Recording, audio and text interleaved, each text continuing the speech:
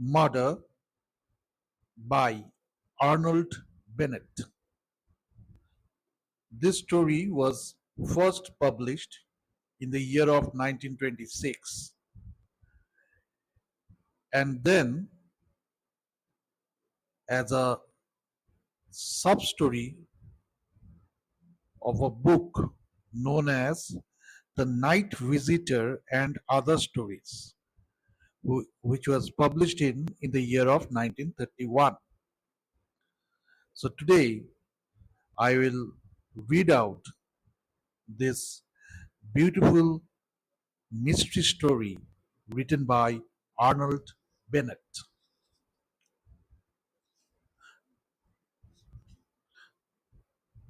Two men named respectively Lomax Harder and John Fronting were walking side by side one autumn afternoon on the marine parade of the seaside resort and port of Quangete, or popularly known as English Channel. Both were well dressed and had the air of moderate wealth, and both were about 35 years of age. At this point, the resemblances between them ceased. Lomax Harder had refined features, an enormous forehead, fair hair, and a delicate, almost apologetic manner. John Franting was low-browed, heavy-chinned, scowling, defiant, indeed, what is called a rough, tough customer. Lomax Harder corresponded in appearance with the popular notion of a poet, save that he was carefully barbered. He was, in fact, a poet, and not unknown in the tiny, trifling, mad world where poetry is a matter of first rate interest. John Franting corresponded in appearance with the popular notion of a gambler, an amateur boxer, and in spare time a deluder of women. Popular notions sometimes fit the truth.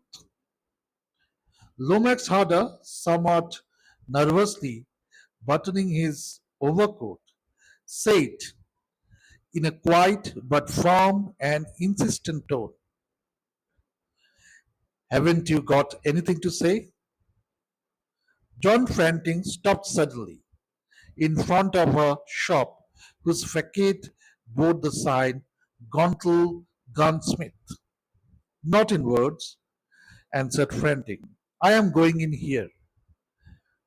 And he briskly entered the small shabby shop. Lomax Harder hesitated half a second and then followed his companion. The shopman was a middle aged gentleman wearing a black velvet coat. "Good afternoon," he greeted Frantic, with an expression and in a tone of urban condescension which seemed to indicate that Frantic was a wise as well as fortunate man in that he knew of the excellence of Guntles and had the wit to come into Guntles. For the name of Guntle was favorably and respectfully known wherever triggers are pressed, not only along the whole length of Channel coast, but throughout the England, was Guntle's renowned. Sportsmen would travel to Quangete from the far north and even from London to buy guns. To say, "I bought it at Guntle's," or "Old Guntle recommended it," was sufficient to silence any dispute concerning the merits of a firearm.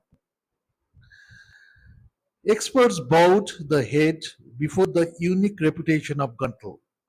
As for old Guntle, he was extremely and pardonably conceited. His conviction that no other gunsmith in the wide world could compare with him was absolute. He sold guns and rifles with the gesture of a monarch, conferring an honor. He never argued, he stated, and the customer who contradicted him was as likely as not to be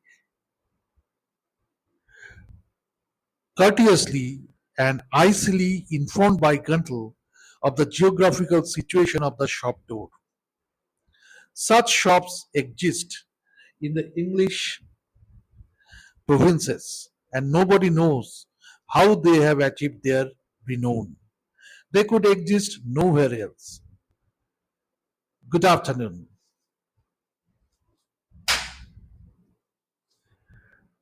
said Frantic gruffly and paused. What can I do for you? Asked Mr. Guntle, as if saying, now don't be afraid.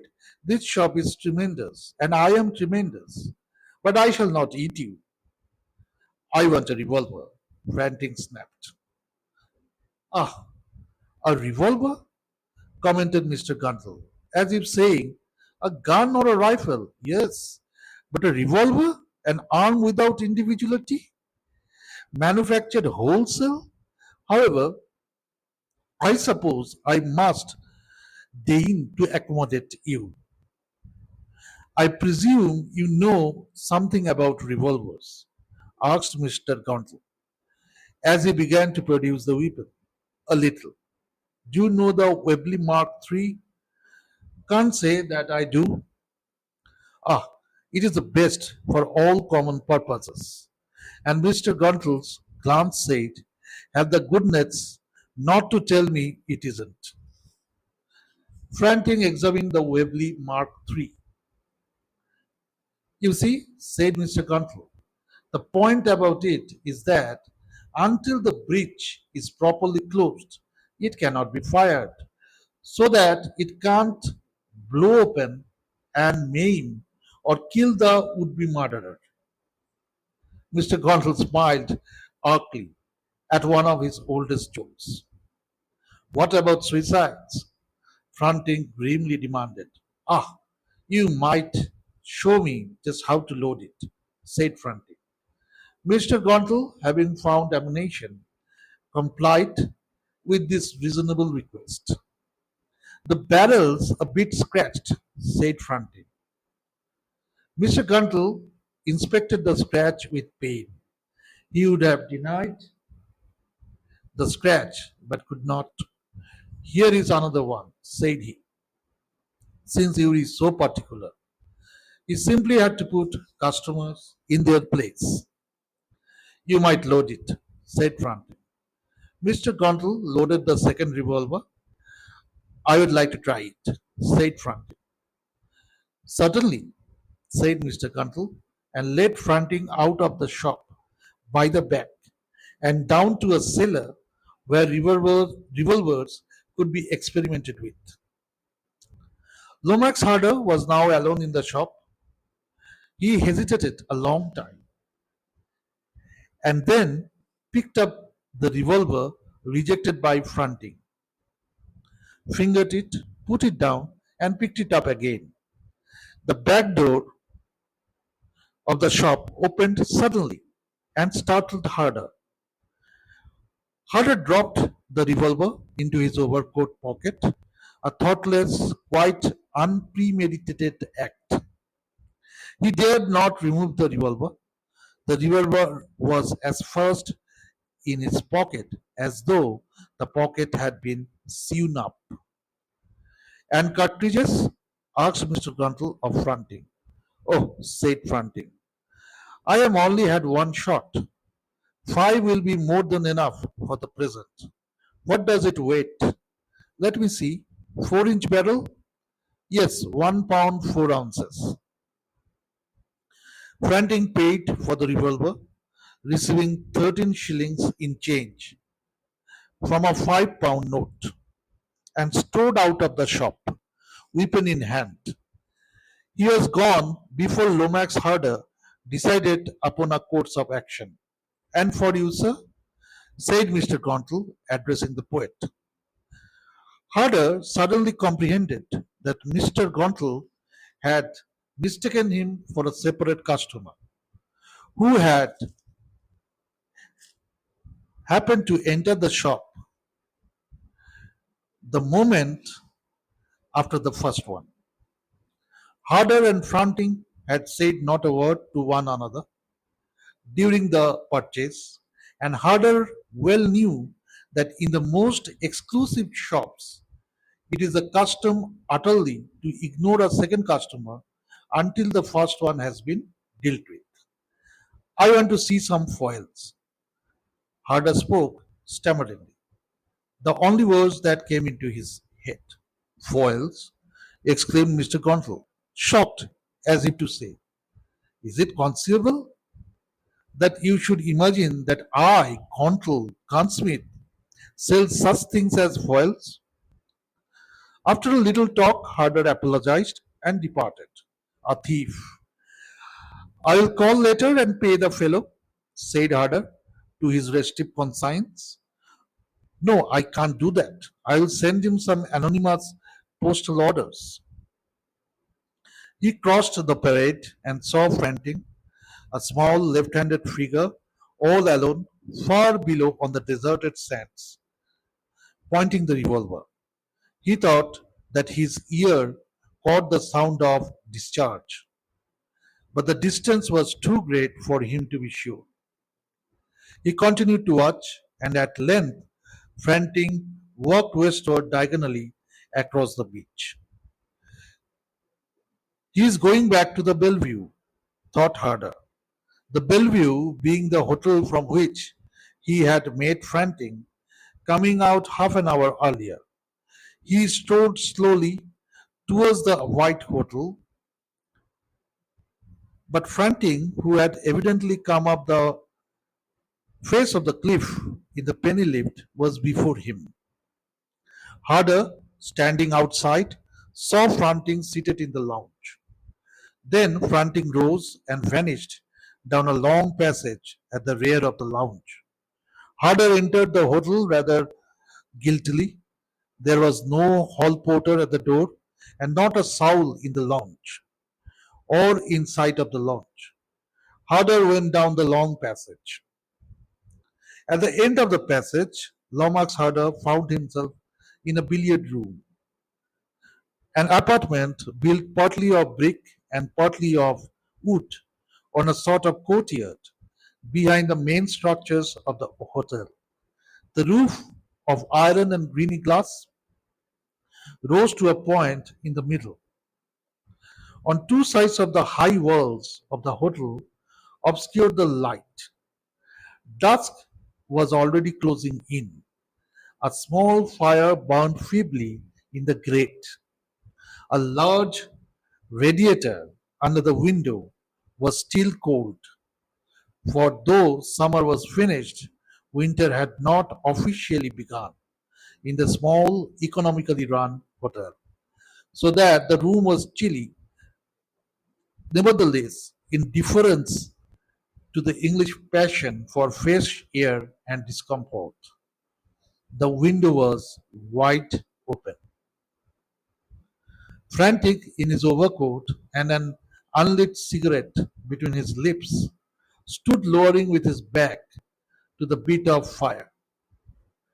At sight of Harder, he lifted his chin in a dangerous challenge.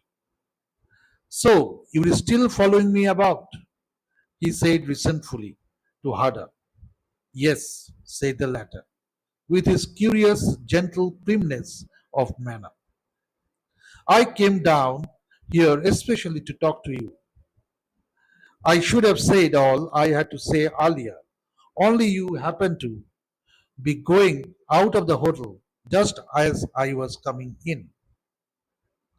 You didn't seem to want to talk in the sick street, but there is some talking has to be done. I have a few things I must tell you. Harder appeared to be perfectly calm, and he felt perfectly calm. He advanced from the door towards the billiard table. Frantic raised his hand, displaying his square ended, brutal fingers in the twilight. Now, listen to me, he said, with cold, measured ferocity. You can't tell me anything. I don't know. If there is some talking to be done, I will do it myself. And when I have finished, you can get out. I know that my wife has taken a ticket for Copenhagen by the steamer from Harwich, and that is, she's been seeing to her passport and packing. And of course, I knew that you have interest in Copenhagen and spend about half your precious time there. I am not worrying to connect the two things. All that has got nothing to do with me. Emily has always seen a great deal of you, and I know that the last week or two she has been seeing you more than ever. Not that I mind that. I know that she objects to my treatment of her and my conduct generally. That is all right, but it is a matter that only concerns her and me.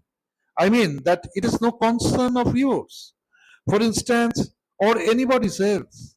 If she objects enough, she can try and divorce me. I doubt if she would succeed, but you can never be sure with those new laws. Anyhow, she is my wife till she does divorce me. And so she has the usual duties and responsibilities towards me, even though I was the worst husband in the world. That is how I look at it in my old fashioned way. I have just had a letter from her. She knew I was here, and I expect that explains how you knew I was here. It does, Lomax Harder quietly said. Franklin pulled a letter out of his inner pocket and unfolded it. Yes, he said, glancing at it, and read some sentences aloud. I have absolutely decided to leave you, and I won't hide from you that I know you know who is doing what he can to help me. I can't live with you any longer. You may be very fond of me, as you say, but I find your way of showing your fondness too humiliating and painful. I have said this to you before, and now I am saying it for the last time. And so on and so on. Franklin tore the letter in two, dropped one half on the floor, twisted the other half into a spill, turned to the fire, and lit his cigarette. With this, I close the first part of this storytelling. This is The Murder by Arnold Bennett. Thank you for your patient hearing. And if you like this reading, kindly like and subscribe to the newsletter. Thank you and see you next week.